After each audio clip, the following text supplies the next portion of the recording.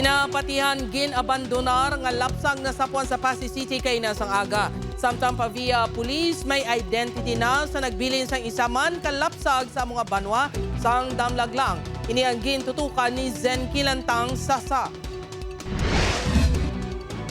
Yara na sa pag-inakop sang Social Welfare and Development Office sa Pasig City ang ginapatihan bagong bunag nga lapsag nga nakitaan sa kilid sang dalan sa barangay Agtabo, Pasig City. Ang ginapatihan ginabandonar nga lapsag ang isa ka babayi. Ina nakitaan sa isa ka pumuluyo sa barangay mga alas 6 kaina sang aga. Sunod sa Pasig City Police, nagaangot pa ang umbilical cord sa sang nasapuan. Maayo man ang kahimtangan sang lapsag sang inyang ginsekyara sang Pasig City responders antes gindala sa ospital. Ginausisa pa sa karon sang Pasig City Police kung sino ang nagbilin sa lapsag kag kung sino ang iloy sini. Daw close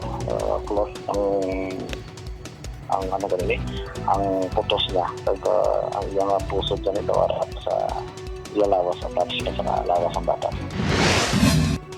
Samtang sa Pavia Iloilo na tumod ng iloy sa lapsag na ginbilin sa pribado nga lote. Suno sa Pavia MPS, menor de edad ang nanay sang bata. Nga taga Pavia man lang, ang lapsag ang yara na sa karon sa estable nga kondisyon sa ospital. Hindi na napon mahatag ang iyang lugar, no? But while waiting sa iyang birth certificate, pero ginaano nato na may knowledge siya.